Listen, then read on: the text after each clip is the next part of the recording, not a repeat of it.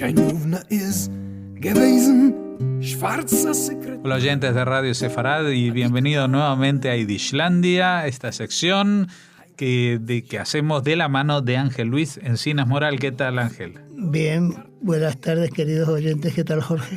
Muy bien, y aparte vamos a hablar, como está pasando últimamente, que hablamos de personajes más cercanos en el tiempo y sobre los cuales tenemos incluso, no tenemos que mirar cuadros o fotos antiguas. Algunos reconocemos esas imágenes en nuestra propia memoria, como es el caso de hoy, y que encima es una mujer.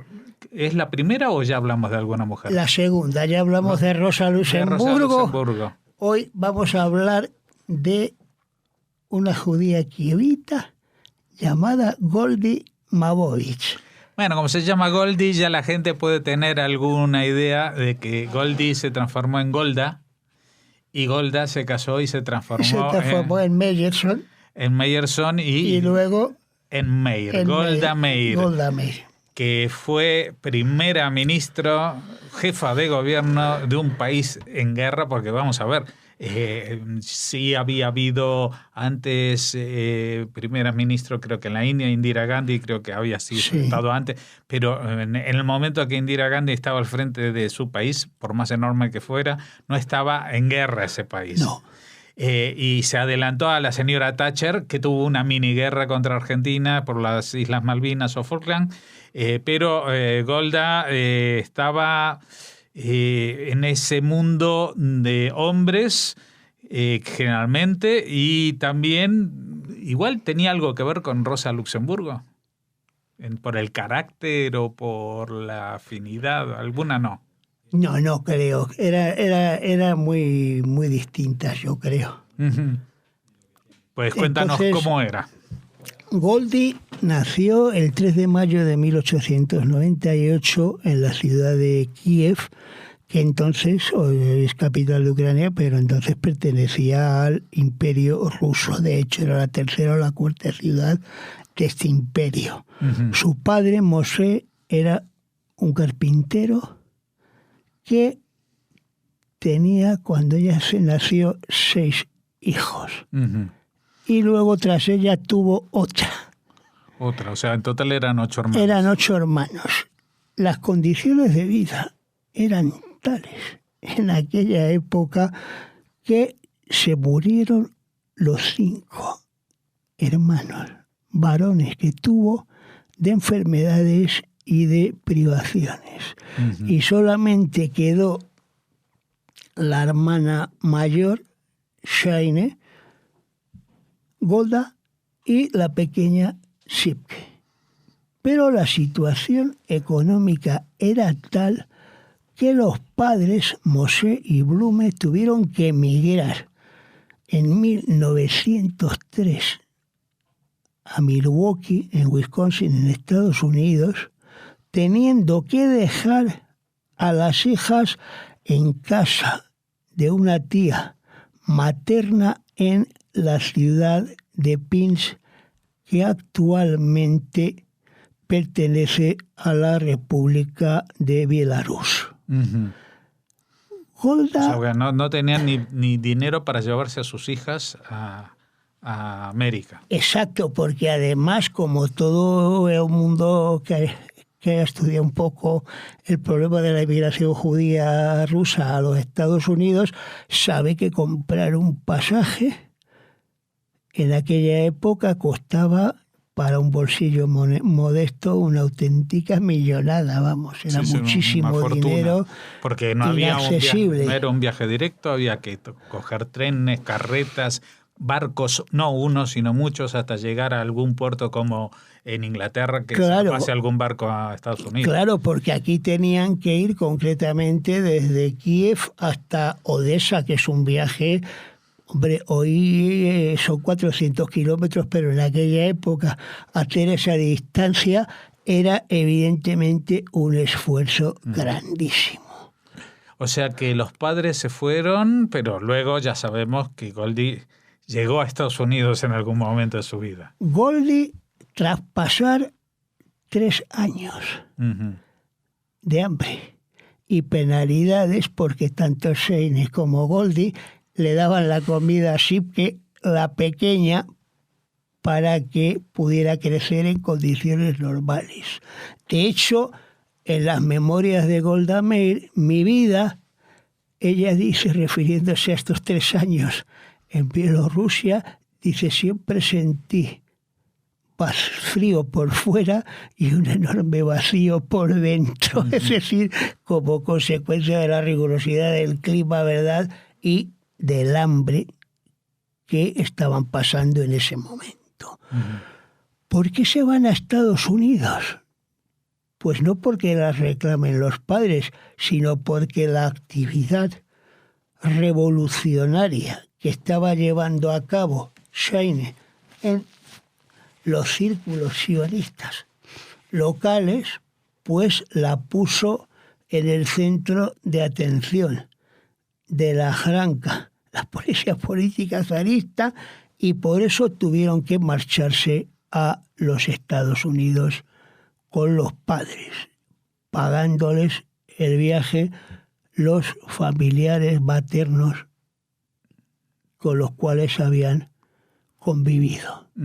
O sea, que fueron los tíos de Pinsk los que pagaron el viaje porque la policía zarista estaba atrás de ellos. Exacto.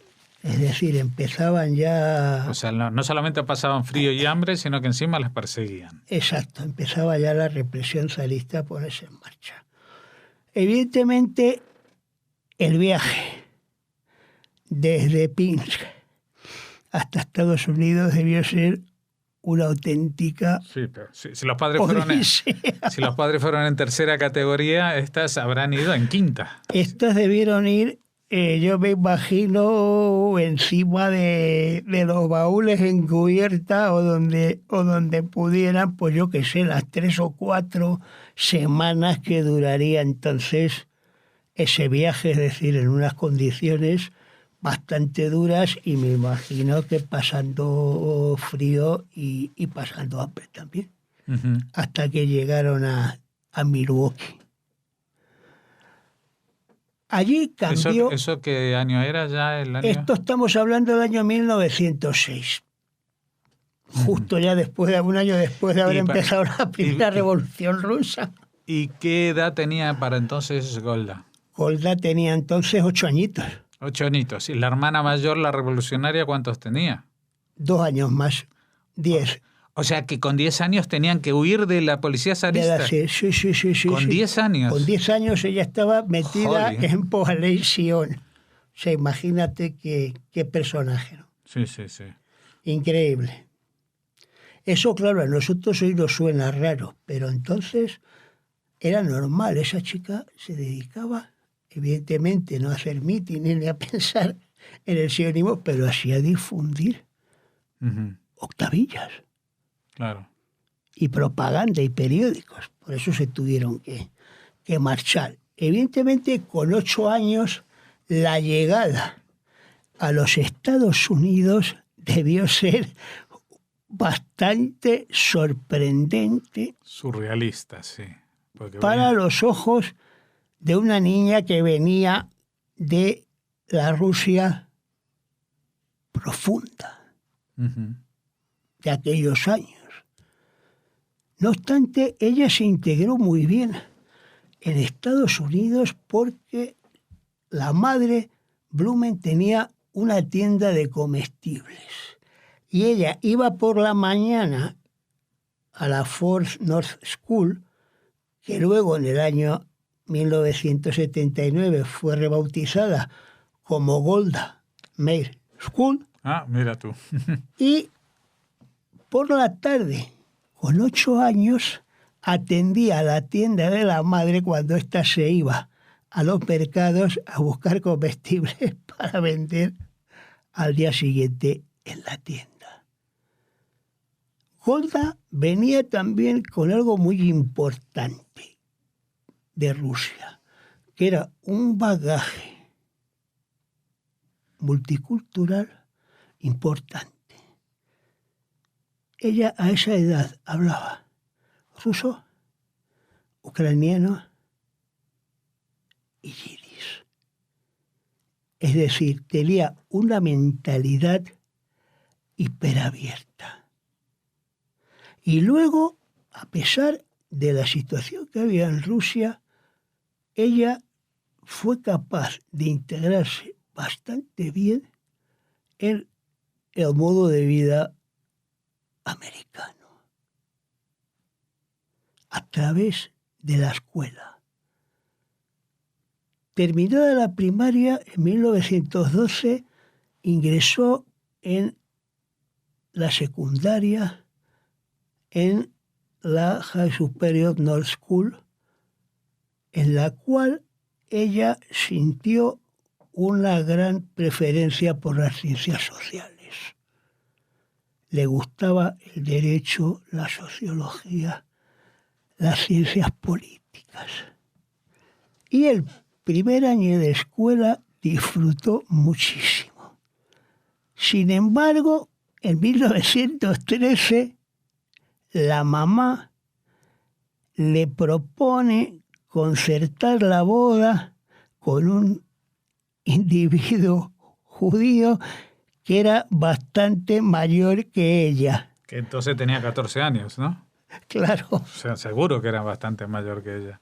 Entonces, Golda, ni corta ni perezosa, se compró un billete de tren y se dirigió a Denver, a casa de su hermana Shaine. Shaine estaba casada con Shammai Korngold, que era uno de los principales organizadores de tertulias científicas, políticas y literarias de la ciudad de Denver. Allí se hablaba de sionismo, de socialismo, de sindicalismo.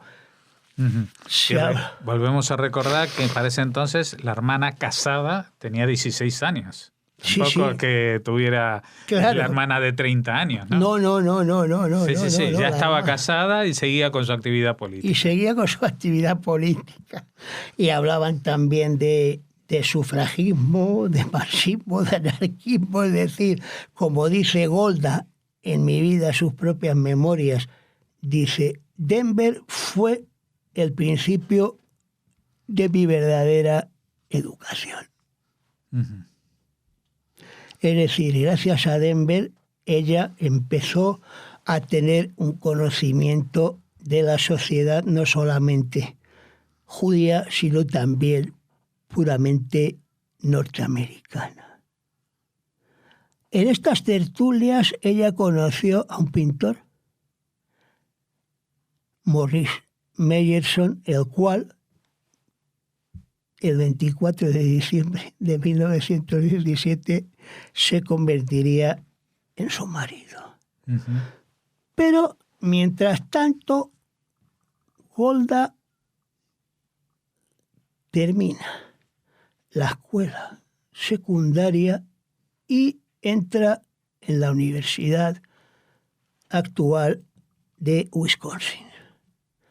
Allí estudia ciencias sociales, se gradúa y al mismo tiempo se convierte en una importante dirigente sionista local, organizando manifestaciones contra los pogromos que tienen lugar en Polonia y Ucrania en el año 1917.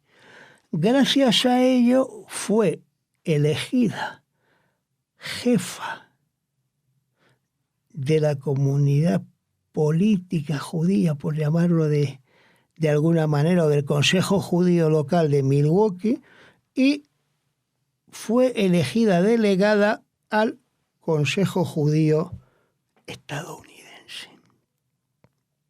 Además, durante este periodo tuvo contactos bastante reiterados con David Ben-Gurión y Yitzhak Ben-Zvi, los dirigentes, como ya vimos, más populares del movimiento sionista socialista Poalei Zion.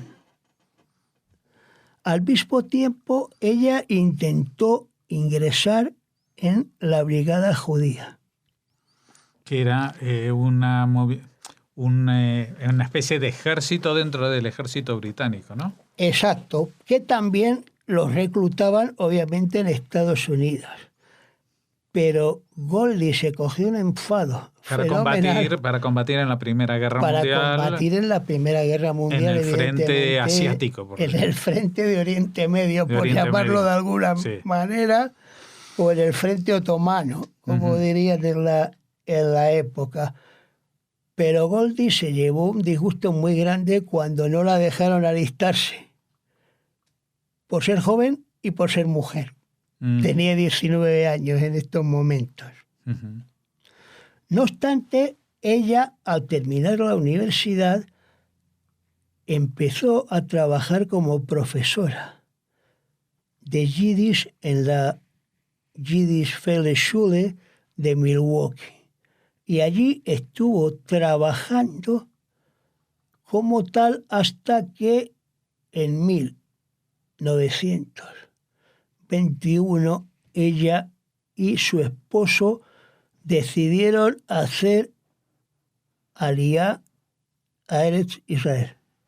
1921. En 1921. Que es cuando peor estaba la cosa en Israel, porque la gente en esa época, ya después de que se había constituido el mandato británico, pues los judíos no tenían trabajo, no tenían comida, no había lo que hacer allí. Mucha gente se iba en esos años de Israel.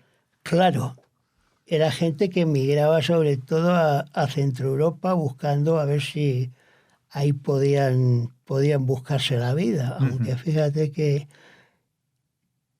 les ocurrió a muchos de ellos después de haber emigrado de Israel en los años 30, ¿no? Como ya vimos.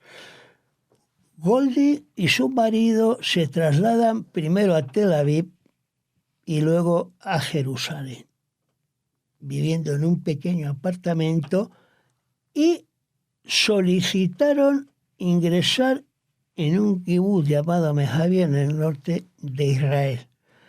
Pero los rechazaron, aunque luego, al cabo de poco tiempo, los admitieron.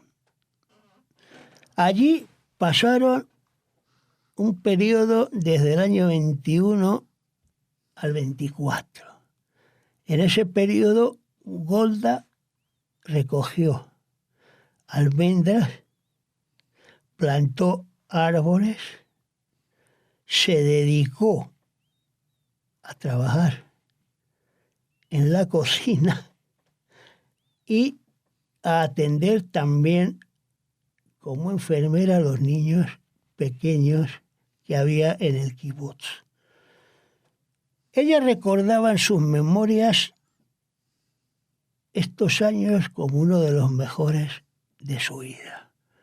Sin embargo, Morris empezó a sentirse allí mal porque no aguantaba la vida comunal. Como buen artista era un individualista, tampoco aguantaba las penalidades y tampoco aguantaba las enfermedades.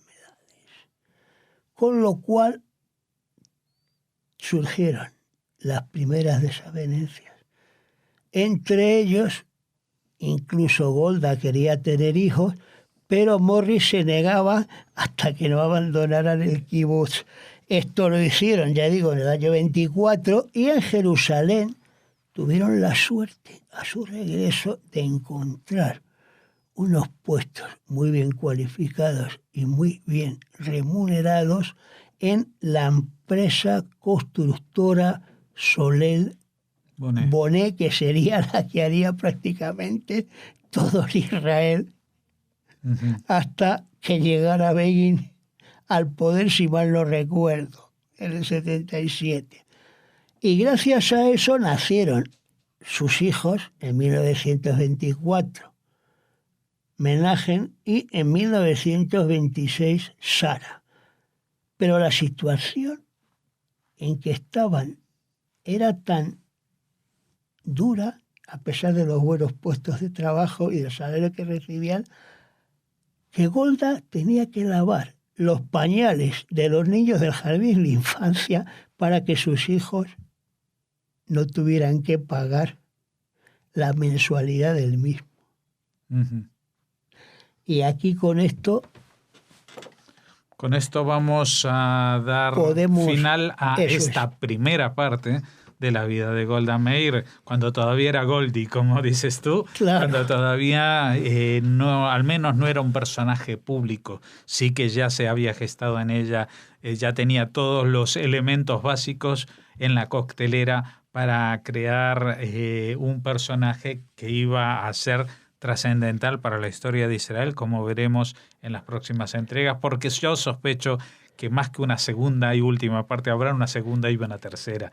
Probablemente sí, porque habrá que hablar de ella como activista de la Histadrut, como diplomática y luego ya como ministra de Exteriores y primera ministra de Medinat Israel. Y claro, ella es que aparte fue longeva y fue políticamente muy longeva, e incluso cuando ya no desempeñaba cargo alguno, ya estaba totalmente retirada, vino el señor presidente de Egipto a firmar la paz con Israel y a la primera que quiso ver fue a la vieja señora, como la llamaba él. Sí. Además fue un encuentro bastante cordial.